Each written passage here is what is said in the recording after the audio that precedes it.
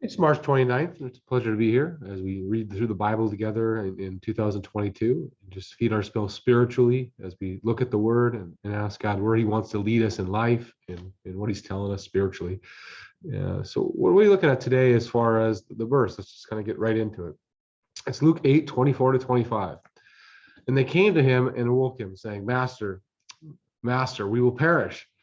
Then he arose and he rebuked the wind and the raging of the water, and they ceased, and there was a calm.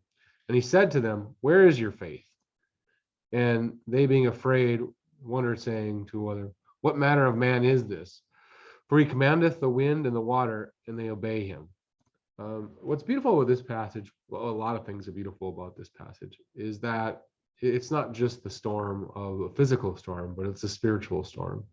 And Jesus calms the physical and also the spiritual, the storms of our lives, the dark night of our souls, which I've gone through. It definitely changed me in a lot of ways, a lot of positive ways.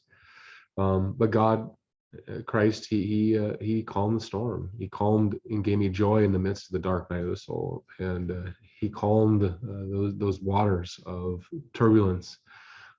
While things were volatile, I was calm, and I was like sitting by the water, and it was okay, even though things weren't perfect. And I'm sure there's many examples of people doing the same.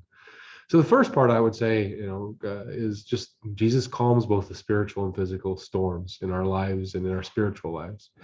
The second one was the second part of it, the faith. Where is your faith?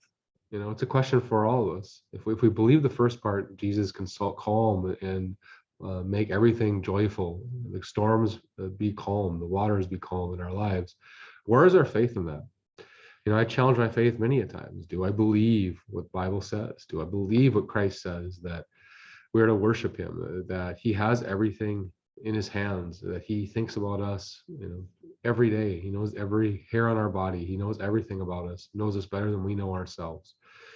Where is your faith? And I'm really stricken by this for myself. Have I shown faith?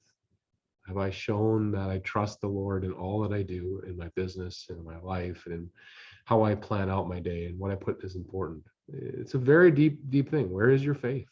And that's what I think I'm going to think on most of the day. The amazing truth that Jesus calms the spiritual storms, and where is your faith?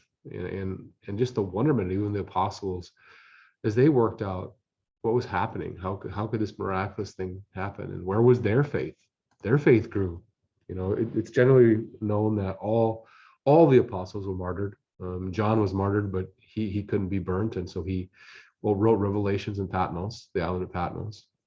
But all of them were willing to give their lives, and did give their lives. In fact, Peter gave his life after watching his wife be killed, is what historical records indicate. And then Peter said, Lord, to the people killing him, I'm unworthy. Please don't even do me that way. Please crucify me upside down. I'm so unworthy to die the same as my Lord.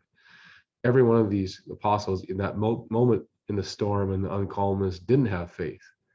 They didn't have understanding. They didn't have calmness. But by the end of their walk, these people were able to give up their very physical life to spiritually spread the word and to do what Christ promised that they would do, that they would go and give the gospel and be loyal servants. So that's my thoughts today. I think it was just a beautiful piece from Luke. A lot of good stuff also in the other passage for March 29th. There's much that we could talk on, but I think that's a really good summary of today's reading. I pray that you're blessed. I pray that you're growing in the word, and I look forward to talking tomorrow.